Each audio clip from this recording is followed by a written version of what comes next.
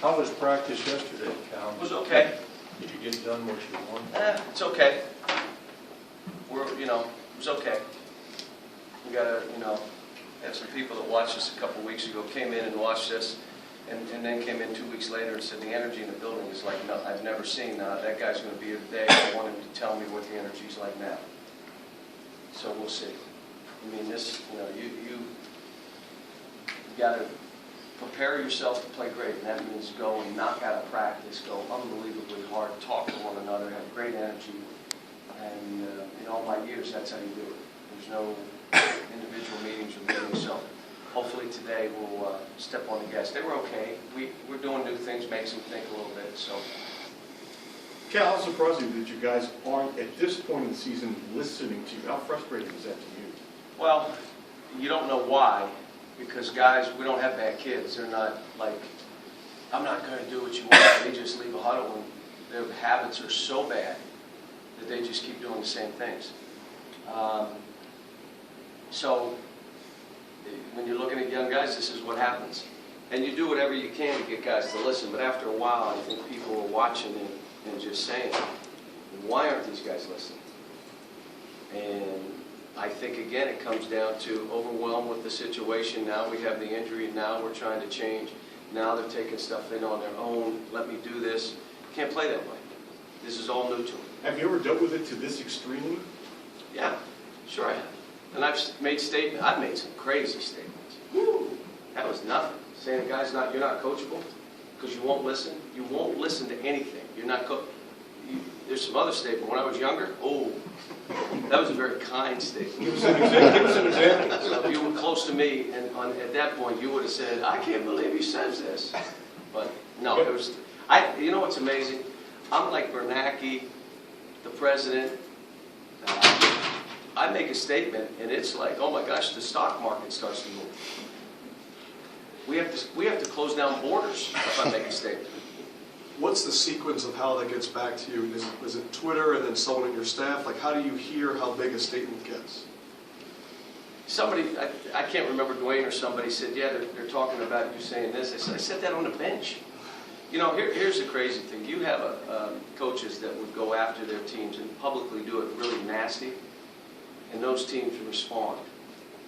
There's all kind of ways of doing this. Right now, maybe that's what I should do because this team, me taking it on, I think they're accepting, yeah, it is him. So there's all kind of ways of doing this, and you're trying to hit buttons. And like I said, the frustrating thing is the bench isn't my friend. What do I mean by that?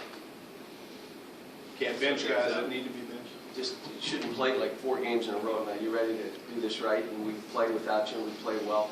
We don't have that luxury. So right now we're just trying to get it done and trying to get them to accept how they're going to have to play. And I think they know it. I think they were embarrassed by what happened up there. But I'll be honest, if Nerlens was here, it would have been the same way. That team came out of the gate chewing nails. We weren't ready for it. Whether Nerlens was behind there, I don't think it would have mattered.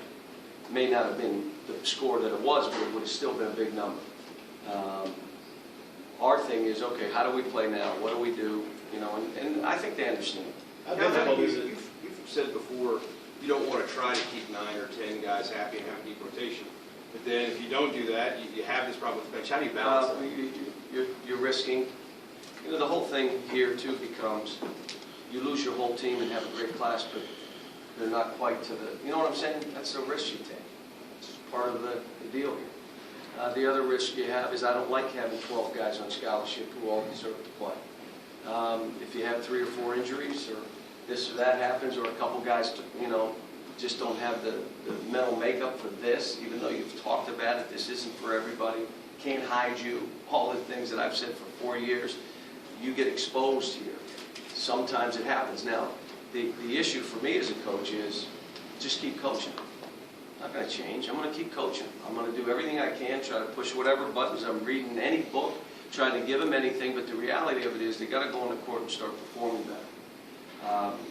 What happens to us right now, one team wins a 1-point game and a 3-point game, and we go to Florida where everybody's losing. You lose another game pretty big. Now it's the psyche of, are you tough enough to walk through that? Are you tough enough to put that all behind and understand what the feeling is when you have a great game? Great games don't always lead to wins. I mean, two teams battling and executing and playing well, you can walk off the court, feel disappointed, but really good about yourself. It's a peace of mind. It's not just winning and losing. We got to get to that point and worry about the process, have an enjoyment in practice, all those kind of things. And it's late, but this is a new team. What we're doing here has never been done with young guys. It's not what we want to do, it's just how it's all played out. Second thing is, there's not been a team that's been one of those teams that's lost their best player the last 6, 7 games and have the guy be the kind of player that you have to change a little bit and tweak how you play. Well, the only way you can learn what's working and not working is in the games. And then you have some time to adjust, a day or two. Then you got to throw it in the next game. And that's where we are. You can't just skip steps. But I'm accepting it and saying to these guys, let's go, and we're not, we're still getting after it. How big of a change is it, John, to go from Nerlens being back there to block shots to taking charges? It's a big change. You have to change a little bit how you're defending, which we are. But yesterday, again, you're just starting up and okay, here's the adjustments we're going to make. And it's tough because guys, their focus and concentration, they're 18 years old. They always, why are you out there? I thought my fault. We have more my faults this year than I can tell you. It's just a lack of concentration and discipline. And again, when you don't have the bench to just say, boop, out, you can't do it, and force them to concentrate a little bit more, it makes it tougher. But I'll say this, all that aside, we can make what we want of this season. Whatever we want to make of this season, we can do.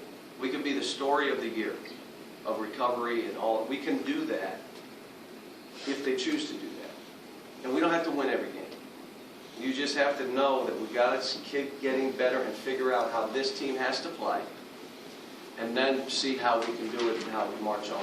But you can't, we've got our guard play is shaky at best. We've got toughness around the basket, getting balls. We're not doing that. Obviously, defensively, it was poor, so we're changing a little bit. We got some issues to deal with, but the biggest thing is just battle, fight. You got nothing to lose. Go after it. So, but we'll see. Got to go.